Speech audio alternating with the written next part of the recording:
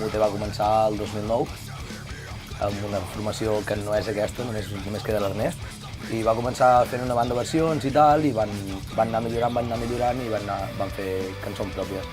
Va arribar un punt en què es va haver de canviar el grup i tal, després vaig entrar jo, i vam fer una sèrie de canvis en el grup.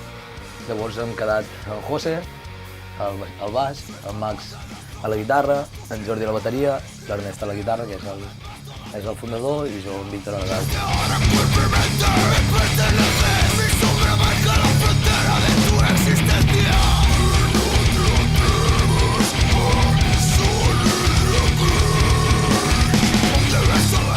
El metal és un estil de música que a vegades costa entrar, no? I sobretot aquí a l'Empordà no hi ha gaires grups que facin aquest estil de música.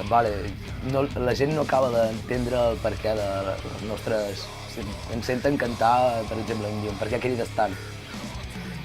No sé, és el sentiment. Nosaltres desprenem tota la nostra ràbia en aquesta música, desprenem tot el nostre sentiment, tot el nostre estat d'ànim i no se t'entén, no se t'entén. Nosaltres sí que ho entenem de la nostra manera de sentir, és cridar i desafogar-nos d'aquesta manera.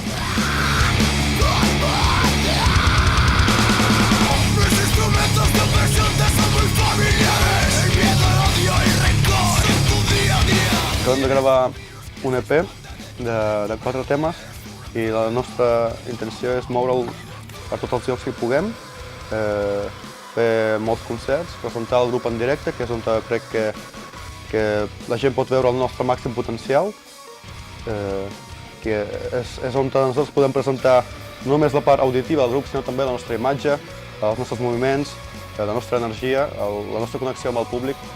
Això també forma part de Mute, això també forma part del nostre projecte. I més endavant ens agradaria també gravar un videoclip. Avui en dia pensem que el que li agrada a la gent és anar al YouTube, clicar play i veure. Per exemple, l'Ernest és dissenyador gràfic i per dir alguna cosa, el que és l'imatge del grup, l'artwork, ell és l'encarregat i potser serà la persona que dirigirà tot el rotllo del videoclip. I a part també ens fa molta il·lusió fer-ho. I després, més endavant, tenim la intenció de gravar Simbiosis 2.0, que seria la continuació de l'EP que vam gravar fa poc als Estudis Musicland.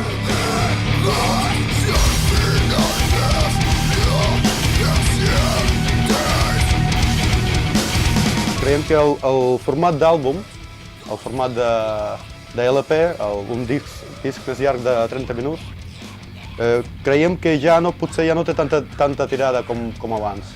La música està canviant i avui dia potser la gent el que vol escoltar són cançons sueltes i no tant un àlbum sencer. I per això volem fer un segon EP, una continuació, que seria Simbiosis 2.0, un treball també conceptual que continuï una mica la línia del primer, que continuï aquesta evolució, que sigui una mica, per dir alguna cosa, la següent fase de la simbiosi.